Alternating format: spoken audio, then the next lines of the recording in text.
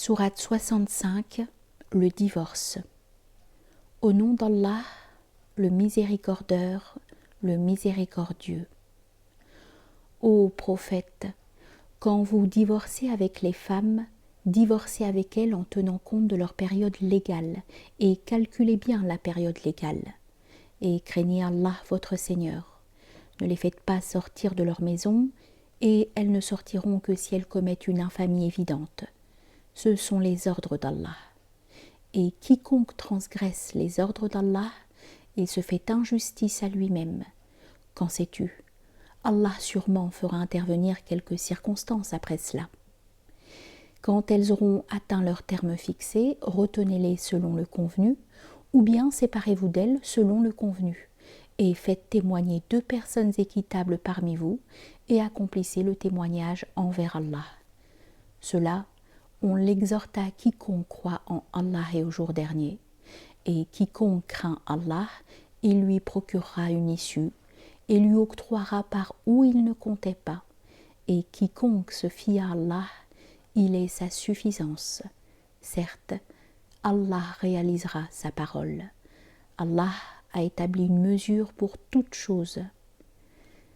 Et celles qui ont désespéré de la menstruation parmi vos femmes, même si vous doutez, leur période légale est de 3 mois, de même pour celles qui n'ont pas eu leur menstru. Et celles en cours de grossesse, leur délai est qu'elles soient délivrées de leur grossesse. Et quiconque craint Allah, il lui facilitera ses affaires. Cela est le commandement d'Allah. Il vous l'a révélé. Et quiconque craint Allah, il lui expiera ses mauvaises actions et lui magnifiera sa rémunération. Faites-les habiter là où vous habitez selon vos moyens, et ne leur nuisez pas pour les faire vivre à l'étroit. Si elles sont en cours de grossesse, pourvoyez à leurs dépenses jusqu'à ce qu'elles soient délivrées de leur grossesse. Et si elles allaitent votre enfant, donnez-leur leur rémunération et traitez entre vous selon le convenu. Et si vous faites face à des difficultés, alors une autre l'allaitera. Que l'aisé dépense selon son aisance, et quiconque sa subsistance lui a été restreinte, qu'il dépense selon ce qu'Allah lui a octroyé. Allah ne charge personne que selon ce qu'il lui a donné. Allah fera une aisance après une gêne. Et combien de fois une cité n'outragea-t-elle pas le commandement de son Seigneur et des messagers ?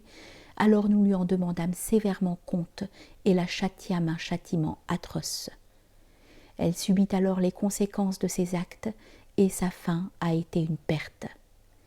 Allah leur a préparé un sévère châtiment. Craignez donc Allah, ô doué d'entendement, vous qui devintes croyants. Allah vous a révélé un rappel. Un messager qui vous récite les versets d'Allah, explicite pour faire sortir ceux qui devinrent croyants et ont fait les œuvres méritoires des ténèbres à la lumière. Et quiconque croit en Allah et fait œuvre méritoire, il le fait entrer dans des paradis sous lesquels coulent les fleuves. Ils s'y éterniseront à jamais. Allah lui aura sûrement accordé la meilleure attribution.